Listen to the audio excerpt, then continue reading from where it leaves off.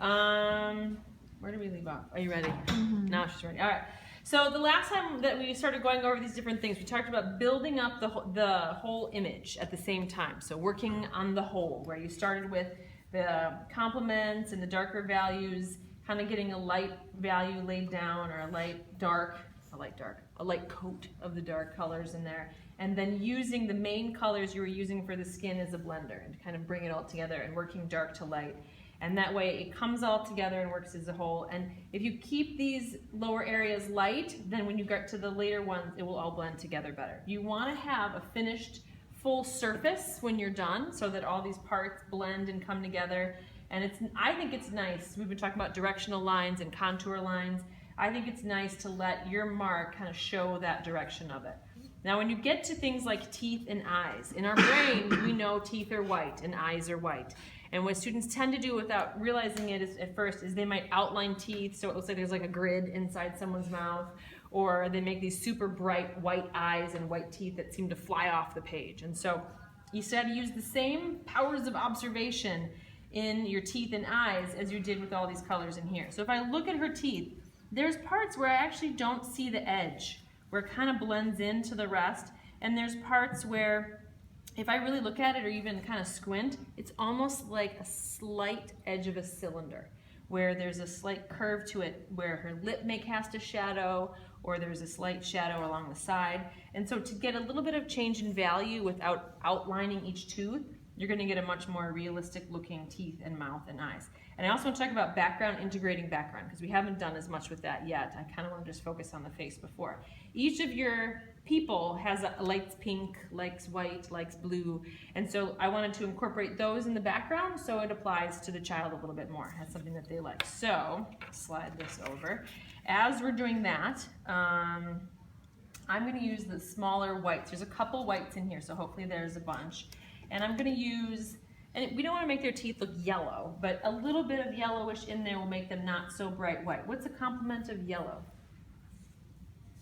Who knows? Purple, excellent. I heard a little purple in there. So I'm going to look for, I thought there was a lighter purple in here. Looks like that's as light as I got. That's the same as that one. We'll use this one. And share these. I know we only have a few sets, but I can use this to tone that down and give it a little more gray. And I'm probably going to be using, let's see, I used a little bit of this in the skin, and I used a little bit of, I don't think it was that bright orange, I think it was this one. Ooh, it was some of this one too. So some of these so that I can make it relate to these other parts. So I'm going to kind of pull out the colors I need to start within the area in here, and I would probably fill in a little more. I'm going to give it that lighter white across here, and it's important, thank you very much, to get other stuff off, because it is a smaller area. So I'm just going to get this lighter value in there, and I probably should have finished my mouth a little more around it so you can see. And there's a little bit of a yellow in there. It's very subtle. I'm pressing lightly. And then there's a little bit here. This is almost like a pinkish down here. So I'm going to put a little bit there. Because there's a little bit of that is the gums too. You can also sharpen these. Use an edge of the oil pastel, or you can sharpen them so that we can get a little bit of an edge. I don't have a sharpener here, so I'm going to do it without it. What do I want in between? I'm going to use this little bit of purple. Let's clean that up. Got some blue under there. I don't want blue right there. And go in these edges, just so you can kind of see the difference. I'm going to put a little more on the lips right here so you can see where that's coming from. Let's do a little purple here for the shadow. You can separate the two that way. There, so there's her lip. And then the bottom lip, boy, this bottom lip gets really dark. I'm using purples and blues. Oftentimes that top lip, I meant the bottom of the top lip is what I should have said. Oftentimes that top lip is going to be more shaded than you realize. So I'm going to put some of that in now. And let's see, which blue did I have? This blue. So we'll darken that edge so we can see the difference.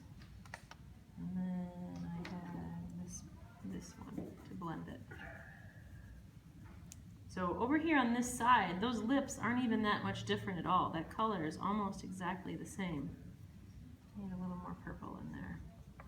So we often think of lips, especially lipstick, I think seems to tint our view of the color. Ah, no pun intended, get it? Tint it with your lipstick. Sorry, that was not a good joke at all. I appreciate the courtesy laugh there, thank you, thank you. But there's just a little bit of a difference that kind of give us that plane change where that flattens and goes one way or the other. So now I'm going to take the edge of this purple and I'm going to use that for my shadows. It's right in the center where I come in here. And then there's little touches where the gum comes down but not all the way. And then this sits in here. And then there's even, this was the dark purple I used. It gets pretty dark right at that edge, so I might come in and get that dark edge in there. I got a lot of colors in there, so I'm not pressing hard right now at all. I'm really trying to get those shadows, and you can even emphasize the shadows in the corner of the mouth a little bit because it will give it the depth of it going back in space. And then I can come in and kind of with the white again and give it the feel of a separate tooth. So like here's the edge of that tooth. So I've got the separation in there first, and then when I put the teeth in, I'm drawing each tooth to give it that feel of each separate tooth. This needs to be a little bit darker. And I might even come back in and do a little more to the mouth. She's looking a little toothy right there yet still. So I want to kind of blend in those shadows and separate those out. Now her lip here, there's a pretty strong highlight that I'm going to put in. This needs to be a little more developed over here. This looks like this one. And I'll blend that in to bring that out that way. This isn't dark enough. So I like this purple to blend in with that. And this is really pretty dark, so I'll put some more over there. That's really very dark. So I'm using the same colors, and if you start to get this where it's not blending as well, remember you can kind of scruffle and change your direction or go slightly different direction than what's there and bring those together. So the teeth are there, but they're not super dominant. It's actually not that different from the color of her skin here. A little lighter because they are different, but that'll start to bring those in. Similar with the eyes. When I look at her eyes, I'm not going to emphasize too much yellow. They have a warm cast to them, so I don't want to have super white, bright eyes. Does anyone have an eraser handy? I want to get the pencil mark out of her eye from when I drew that in. No? Awesome. Thank you. Should have had my supplies here. Should have been ready. So I'm going to do the little like gum part in her eye. Thank you so much. Because the pencil might give it a gray cast, or I might see that line there, and I don't want to have like lines in her eye. She'll look older. Thank you very much. I'll leave that. All right. So I'm going to go in again with that white to start, just to kind of give it a little back value to blend with. A little bit of yellow maybe around that edge to give it the curve. Because your eye is actually a sphere, your eyeball that goes back in space. So to give it a little bit of darkness around those edges, and I'm using the complements of yellow and purple here, and then blending it, is going to make the eye look round, look 3D, and look more believable. So I would put that in. Now she has beautiful dark eyes. I've been using purple a lot for my darks. I'm going to kind of stay away from the area that the highlight's going to go, because I don't want it to be too light. This is sort of a brownish, not dark enough. I want a really nice dark brown. And this is a very warm brown that matches this. I'm not going to use black. I know the black of the pupil is there, but I haven't used black anywhere because I want to have the colors play and look more interesting. Now I don't have this brown anywhere else. It's only here. So I'm going to come back and make sure I use this brown in her hair maybe and in some of these shadows, so it relates to the rest of the image. Now, I did not build up around her eye here, so I'm going to wait until I get the other values in, and then for lashes on top, I could, let's see, I'll do these few on the bottom over here. I could just use little tiny dashes to kind of indicate those, and I'm going to do some with the brown and some with the purple, so it all relates. That's a little bit strong. I'm going to kind of fill that in a little bit. I don't want them to be too strong. And same thing with the eyebrows. I'm not going to put eyebrows in until the end, and I'm not going to do just brown eyebrows. There's a lot of nice colors in here. I look at the direction and the length of the eyebrow and bring that in. Let's see, she's got a little bit of height up here, and then this comes over. This would all be developed before I put this in. I'm not going to make you wait to see me do that. I'm going to do the same with that purple because I don't have any color. Remember, there's no area on the whole drawing with just one color. Everything is blended, layered colors, so I get that nice, rich depth of color. So I would do the eyebrow, the eyelashes, those little hair things at the very end. Now, I'm assuming she's done. I've got everything developed here. I'm going to think about the background, and I want it to relate to her. I want to make sure that this isn't just this separate thing that doesn't look like it goes with it. So she likes pink. I know I'm going to bring in pink.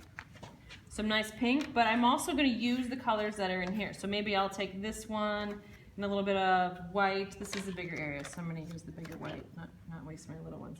Maybe I do this. Now it looks like the highlight is here, so I'm going to have the light appear to come from this direction. And you can do some of them, maybe you want to do something swirly, or maybe you want to do more of a scruffle image. A texture in the background is nice because it will relate to the image a little bit. So I know she likes pink. I'm gonna make it a little darker here. You can actually complement it too. You could say, you know what, if the highlight is this way, so everything here in my picture is really light, maybe I want the light color here and the dark color here to make a balance between those two. That's up to you. But I might do sort of a base coat of pink. Just like I did a base coat with the complements as I was working with them. And they're going to get this image. So if you want to leave like a little bit of a white border on the edge, so it's sort of like the drawing steps here, if you want to go all the way to the edge, but think about the edge of that page, because this is the piece that they have. One of the things they said is that it needs to be able to be hung up, whatever material you use, with tape. They don't have like frames and things like that. They're going to be able to hang it with tape, really. So you want to make it not too heavy. So if I know this is being hung up with a piece of tape, likely in someone's room, I probably am not going to put, I'm going to think about that edge because that's going to be shown. All right, so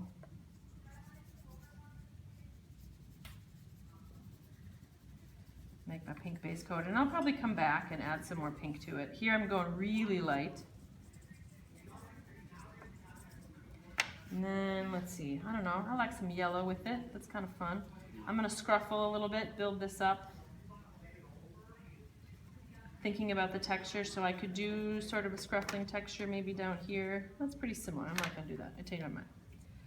I'm going to bring this in. I'm kind of thinking about movement coming toward her to bring the viewer's eye into her. Maybe over here because it's darker. I plan to make it darker. I'm going to switch my direction a little bit, add some more purples. Or maybe I do something swirly. She has a nice little swirly things. Maybe I like that.